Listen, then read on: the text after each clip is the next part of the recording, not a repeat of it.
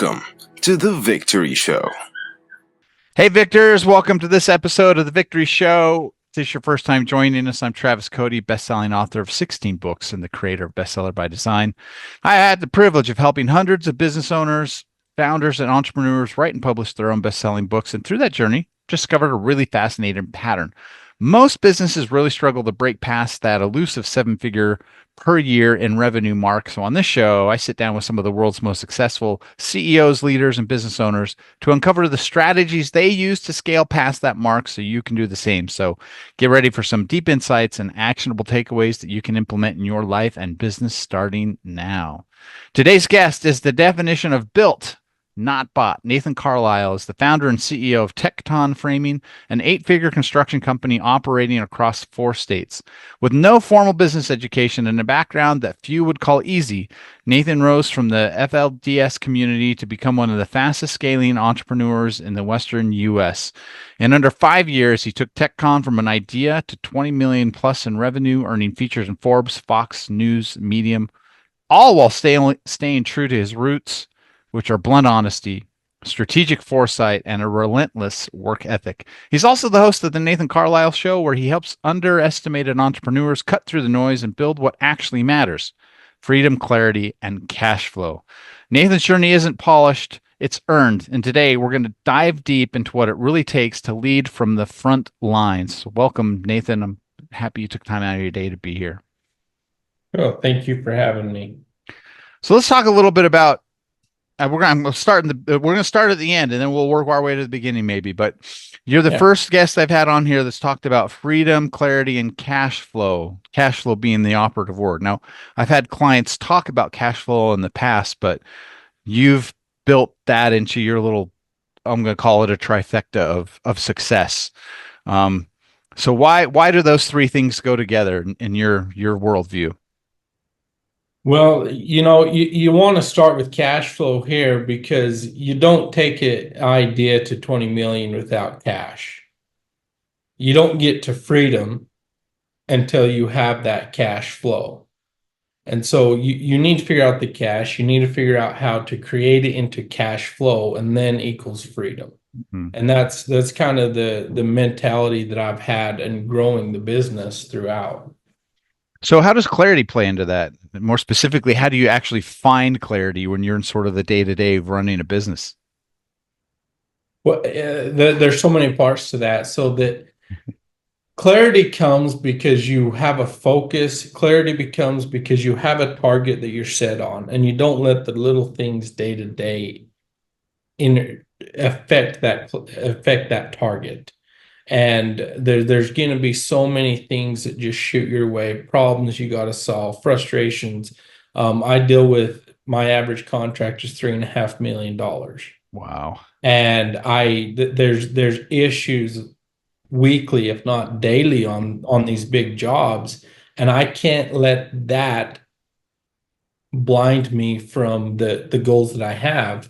And so you just really have to set the clarity of, this is where we're going. I realize that there's going to be issues along the way, and I just can't let those issues stop me from where I'm going.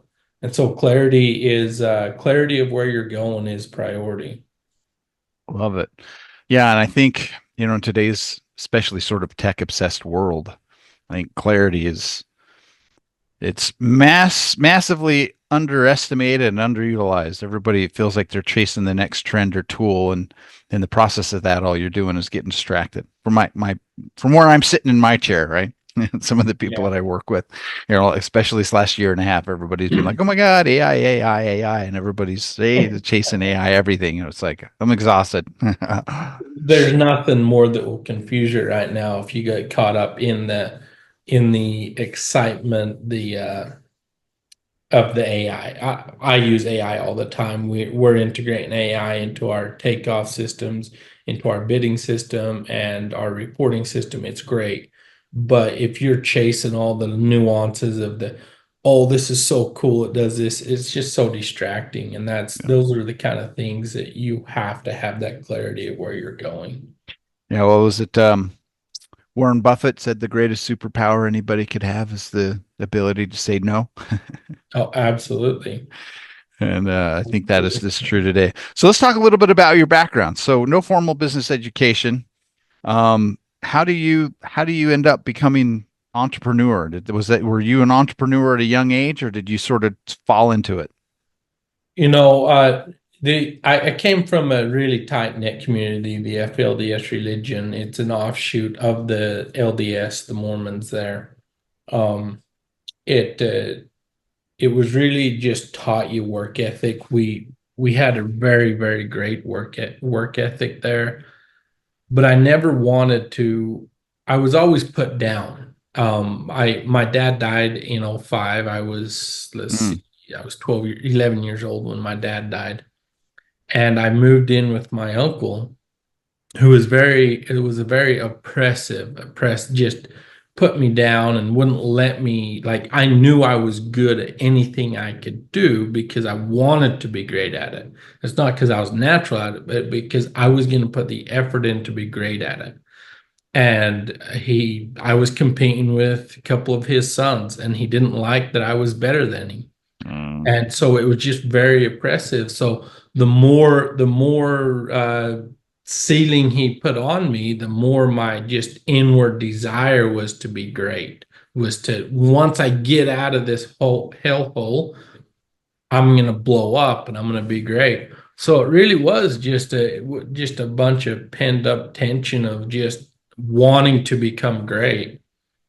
And mm. I remember as a young 13-year-old hearing stories of Donald Trump, hearing stories of Warren Buffett, hearing all these stories of these business people, and just like, I want to be a world renowned CEO. I want that for my life. And I did try to go work for other companies and just integrate, because in the beginning I felt like that was the quickest path to become, Sure. to get where I wanted to go in the beginning. And the nuance to that was, if it's not the quickest path, at least I got all the training, because I didn't.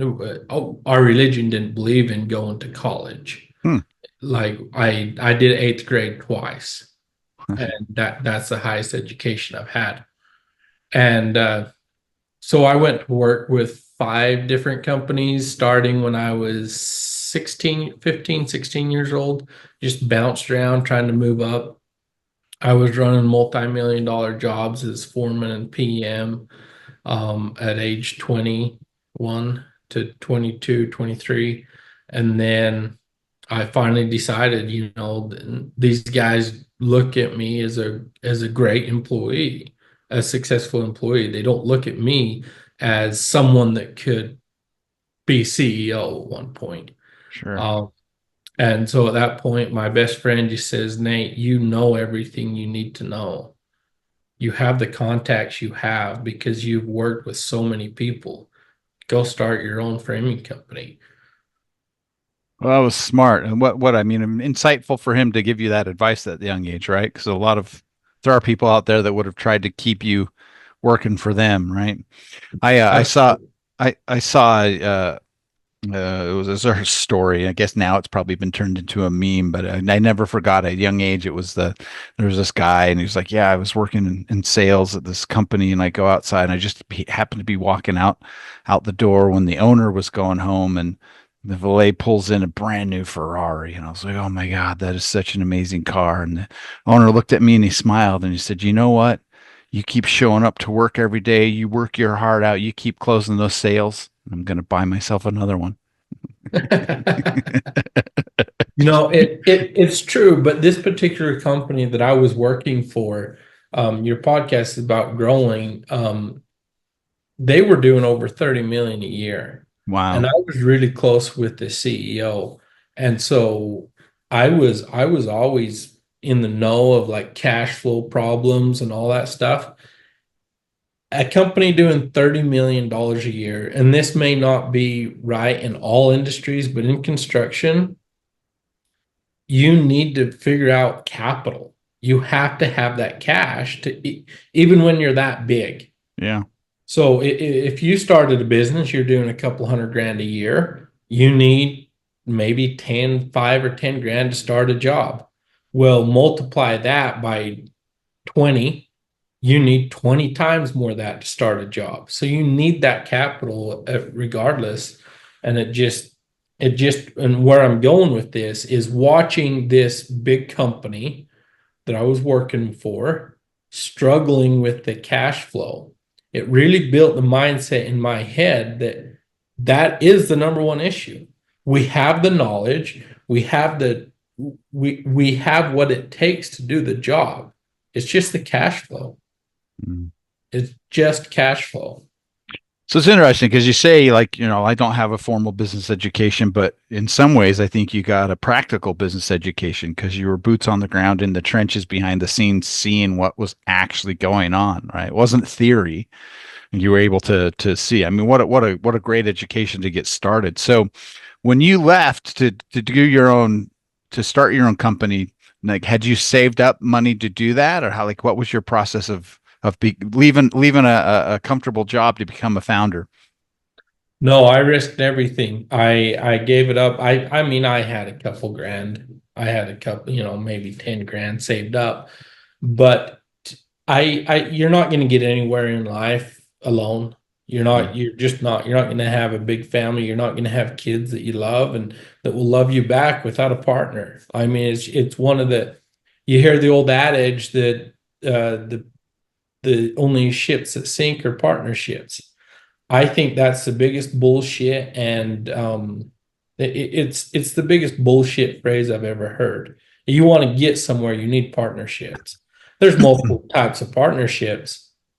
Warren Buffett had partnerships. Yeah. Elon Musk has partnerships. Everybody has partnerships, whether it's in their company or in the deal they're making. If you're a real estate guy, you're going to go raise money. Those guys are partners. Donald Trump, after this last go around, even said, like, without, his chief of staff, he's like, without her, we wouldn't have done anything we just did. Right? He even Absolutely. admitted that. Like Trump's all about like taking the credit, and it's one of his characteristics. Yeah. And I love it. It's cool. But in every real estate business deal he did, he had partners everywhere. May not have transferred to his business partners in the Trump organization, but it was partners in every business deal he did. And so Yep. to circle that back around, I wasn't afraid that I didn't have money saved up, because I knew there was people that believed in me and that wanted a piece of my company. And so I turned and I got some investment. Mm. So walk me through that first year. What did that first year look like for you? I was grinding 7 days a week out there with my tool belt on for the first year. I was the one in the field. I was running 2 crews at a time. I would spend. We had $3 million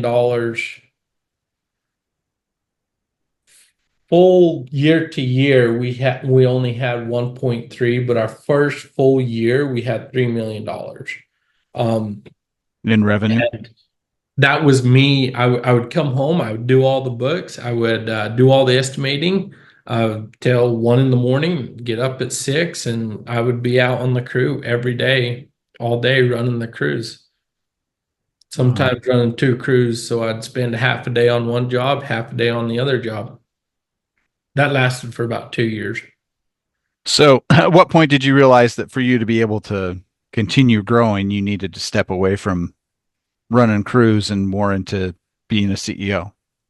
I always knew I was going to. I had because I have the realistic experience in growing in other companies and realizing that some of the companies I was working for wasn't doing it the right way to be able to break through the ceiling they were dealing with. So I just had that target. I needed to consistently hold about 150 to 200 grand in my business account, before I could start hiring and bringing on key people to replace me. So it just took that long to get to that point. And what was the first couple of hires that you made once you got to that point?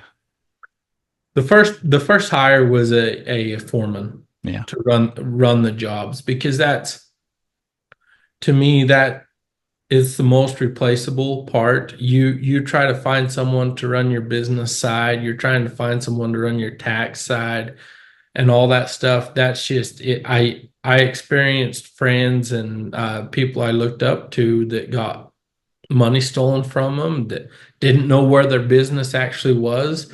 So I really focused on hiring people in the field rather than hiring people in the back office, Mm, because that's where the most is at risk.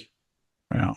You can survive a general contractor not liking your foreman, but you can't survive not having any money. Oddly, how that works out. So as you started to scale, then like, how did your sort of day to day change? And you were talking about clarity earlier. So, like, were you pretty clear? Like, when you launched your business, did you have a goal of like, this is where I'm going to get the company in terms of like a revenue, or what did you start off with? What like for your vision when you were just getting going? For me, I don't really focus on revenue. I focus on am I busy? Mm, If I'm not busy enough, if my team ain't busy enough, I need more work. And if we went in cycles, every time I grew, it's because I grew a little bit naturally because of referrals and demand. I grew naturally and I needed to hire another great person. And then all of a sudden, I needed to keep that great person busy and keep him going. And so I just grew that way. So I love big revenue because in theory, then it turns into higher or more profits. I mean that when you grow, the net goes down. Your yeah. net profit goes down. I don't know of a business that doesn't. When you're the one out there in the field grinding, you're responsible for everything, your business is going to do better. So you better plan on cutting that net down as you grow. Maybe it's only 1 or 2%, but for me, it was about 8% from the time I was in the field all day. And we're talking, when I was in the field, I was making 25-30% net profit. But now we're close to 15-ish. But I got distracted there on that comment on the question. What was the question I again? was talking about what were your most important hires, and then the vision. Like when you started, did you have a Oh, vision with where you were when you started out, and how did that shift as you started to scale? it hasn't shifted. I have one focus, and that is to give great opportunity to great people. It's the reason why I started my business was because I needed I needed to be able to grow where I was at. And it became evident that I weren't going to be able to do that. So Mm, I started my own business. So my key focus, I've had 5 entrepreneurs born out of working for Tekkon because I'm open. I help people grow. mm. And through all those people quitting and becoming, some of them becoming my competitors because they start up as framing too. Um, I'm fine with that. I'm open. That's what I'm here to do. I'm here to build people and give opportunity. So I'm going to grow as long as people and my employees want to grow with me. So let's talk about some of the challenges. So we were talking before we, hit record here about, there's a lot of people that maybe they're close to 1 million a year, and they're like, if I could just get to 5 to 10 million, then all my problems will go away, right? They think that revenue and cash is going to solve everything. But let's talk a little bit about the opposite side of that. What are some of the challenges that come with starting to get that big? Well, I would say if you believe you need to grow to get rid of some of the problems you're dealing with at about $1 million, then stick with your $1 million problems. Because you're just gonna if you want to grow to 10 million, you're just gonna 10x your problems, literally. You're still gonna need cash at times unless you're a I don't know what they call them, those uh, uh, kids with all the money. Oh, uh, trust fund baby. yeah, trust fund baby. Unless you're a trust fund baby, you're going to need cash that you don't have, regardless. I know personally a couple companies that are doing over $100 million. Well, they have over a $10 million line of credit that they use. Wow. So it's just bigger problems. If you're scared to go and ask your dad or your friend to borrow some payroll money for 2 weeks, then you better just stick where you're at, because that's going to be the best problem you encounter. One of my mentors runs an 8-figure business, and he was telling me about a time where he got invited to Necker Island with a bunch of business owners. And at one of the dinners, he happened to be sitting right next to Richard Branson. And so they're chatting, and he basically, the wrong conversation. He said, "Mr. Branson, you're obviously very successful. Like, I've got this 8-figure business. You're a billionaire. Like, what do I got to do to build my business to $1 billion?" And he just looked at him and he said, "You need to get rid of all of your bad millionaire habits, because that's what's keeping you stuck." I I can relate to that. Yeah, so I Haven't thought. got rid of them yet, but I can relate to that. So let's do the opposite side. What are some of the, like, for you, what are some of the fun aspects of running a company that's, in excess of 20 million a year? Like, what are some of the sort of like the perks that you wake up and go, "Man, I can't believe we get to do this." Or maybe the surprising side of things that happen when you get that big, right? Yeah, I love being responsible to help people, and that's when I wake up in the morning. The fact that there's over 100 employees that depend on my decision, and me waking up, me breathing, and being able to take another breath and be able to feed their families and their mouths.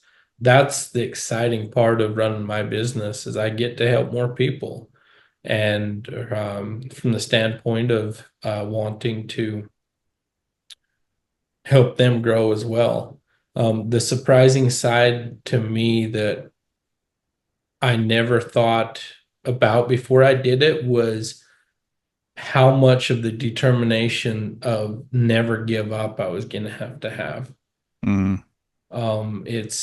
I had the goal, I had the clarity, I figured out the cash, and I figured out all of that, but I just didn't understand how intense it was going to be. How much, I mean, in our religious world, then we think of the devil, just trying to grind us down. I didn't realize how thick that black cloud was going to be at times, Mm. and how much that never give up mindset, that never give up determination was going to need to come into play. So any couple of examples that come to mind of moments where you were like, "Boy, I'm in the thick of it." Yeah, when I was first coming out, it was about 18 to 20 months after I started my company that I had the opportunity to do my first $1 million job. And everything was going well. We got on second and third floor and everything was going well. And because I was doing the books all the time, get a couple months into this job and looking at the books, I realized I was losing money on this job. And this is $1 million job.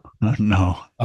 I borrowed a lot of money to start this job, a couple hundred grand by the time all said and done. And it I couldn't sleep at night. There was nothing that would comfort me. Um, it was just grinding the next 2 months. I was out there. I went back into the cocoon of I'm the only one in the business that can pull this out. And I just ground and ground and ground. But I hung posters up all over my room. So every time I came home, I knew that this was just a never give up moment. Mm. And I just have to grind through it. We ended up potentially we were going to have to lose like almost 200 grand on that job. Parts of it was inexperience with my crew because it was a bigger job than ever, and the other part of it was I underbid the job and missed a lot of components to it. Mm. it was a good 3 months of agony, real Wow. agony. Yeah, I was going to say, no, I don't know many people that would get into a job and then realize they underbid by 200 grand. Yeah, and the general contractor seen it, and they were great. They helped me out, so I ended up only taking a loss on the books for 90 grand. Wow. So I appreciated them for that quite a bit, and but it was the determination that they seen on my side that they liked that, so they helped us out. So did you have other jobs going at the same time so that kind of helped buffer it out a little bit, where you're at least at a net break even between the profit of the job and the big job? Or that take a little bit Yeah, to balance yeah, and out? that's another thing that you want to tie back to how big you want to be. Is you want to be big enough that some jobs are going to end up that way. Well, Some projects are going to have a loss. And one of my strategic things that I do with my cash and cash ability, cash flow, is I have multiple jobs going at a time. So a lot of high moral people want to say, don't rob Peter from Peter to pay Paul. Well, I'm sorry, but sometimes you need to rob from Peter to pay Paul to keep the lights on. yeah. Reality that you have to face. And I don't know of any GC that doesn't face that. Let's talk. It sounds like you've done a great job of spotting talent in your business. Like what, like, and you know, you've had 5 entrepreneurs there, and like, what is it that will make somebody sort of stand out to you that you like for these five? Like, were there things about them that you were able to kind of see and like that person's got something to be able to do their own thing? The simplest test that I do casually, and it can be casually, you don't want to intentionally do underground tests to your guys because that, it come off weird at times, is I'll call them at 8 or 9 at night and talk business. And if it's an easy flow, they enjoy it, we talk business for 20, 30 minutes, I know that they have the right mindset. But if you try to call them and they're trying to get off the phone quick or whatever without some people are busy at that time of night, so they have a reasonable excuse. Um, but what is their mindset? For me, I've tried to hire experience. Number one, if they're really as experienced as someone says they are, then they probably aren't looking for a job. Um, but my most success is hiring off mindset. Are they determined? I test a lot on mindset and hire based off mindset and desire. Hmm. So let's talk about that. But mindset. What are some of the things you look for in a mindset? Do they have a poor mindset? Because that will never go along with me. What's your are you always looking? And this may be very controversial because I get some people don't have the money, but what's your mindset? If I ask you, you know what, there's a huge opportunity here. I have the history. Let's go to Pebble Beach and go for a couple days to do the golf. And if their instant mindset is, well, how am I going to pay for that? What's going on? Like that's a lot of money. They're probably not going to work out with me Hmm. because it's about the opportunity. It's about figuring out whatever it takes to get in the right room, whatever it takes. And that's the mindset that I'm looking for. And sometimes I will weed out the people I don't want by simply offering the opportunity to come hang out with me at a high-end resort or at an expensive golf trip and see where Hmm. they're at. If they meet, I'm most of the time going to pay for it. It's just what I am. It's how I am. I'm going to pay for everything. But if that's the first thing they ask about, I, we're done. Hmm. I love it. All right. So where for you the next 5 years, where's Tecton going? Where do you see you being at by the end of the decade? That's a tough one because I really believe that Tecton is a really fresh, semi-fresh breaking point. And Mm, I only bring this up to be vulnerable, not only to be vulnerable, but to because it's a fact of life. Like we sure, went to 20 million really fast. And if I tried to go to 100 million really fast without really solidifying my roots and getting the base, then it's gonna topple me over. sure, And so we have close to 30 million under contract right now. Um, but the market's not gonna allow.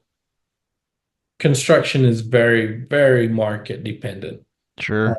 You can do better than the next person, and I feel like we are. We get in and we have great relationships with people that their jobs are actually going, but it's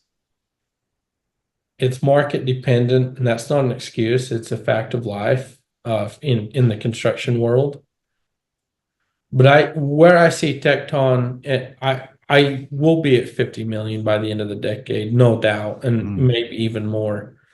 I have a deal with a friend of mine that our goal is to get to 120 million dollars, and the loser has to pay for a 27-day Four Seasons jet trip, about 1.2 million dollars. So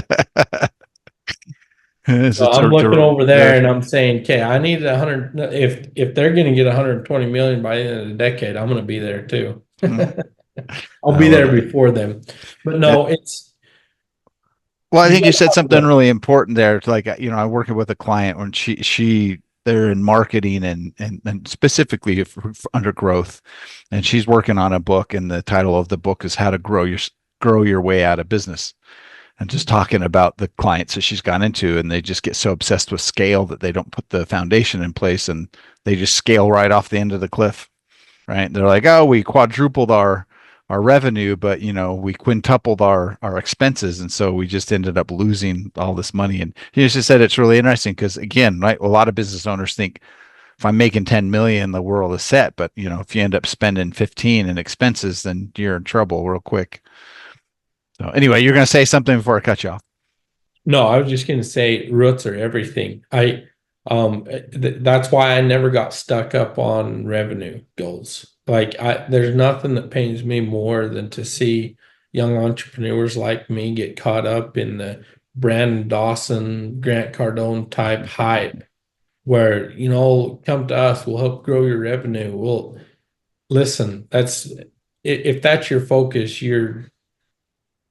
it's just hype, and you need to focus on roots. Like for us, I'm building a legacy business. I'm building a legacy business that can be sold if I get the right numbers. Money talks, right? But I'm building a legacy business, and if I have to wait an extra 5 years to get to 120 million or a billion, I'm fine with that because I know I'm going to be better. I'm gonna be better rooted at that time. So that's really I'm a very realistic man, and I want my roots to go deep. I love it. Well, thank you so much for your time. If somebody's listening to this interview, they hear what Tecton is doing, they want to maybe follow Tecton or engage with you guys. How do they find you?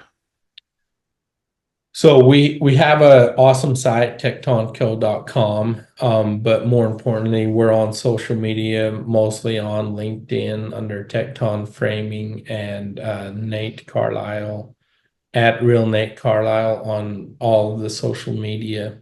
I do a fair job at posting my opinion. Sometimes it gets a little out of whack, so it is what it is. I have to tell the story real quick. So I'm walking through one of the hotels that we just framed up, and I'm looking up above me. I'm on second floor looking at the bottom of third floor, and I see glue between the sheeting and the joist just spewing out, and in the hangers just spewing out, like they way over glued it. At the same time, they glue it so the floor don't squeak. And at the same time, I'm walking on this subfloor and it's squeaking. And I look up there and see all the glue, and I'm like, this would be a fantastic social media post.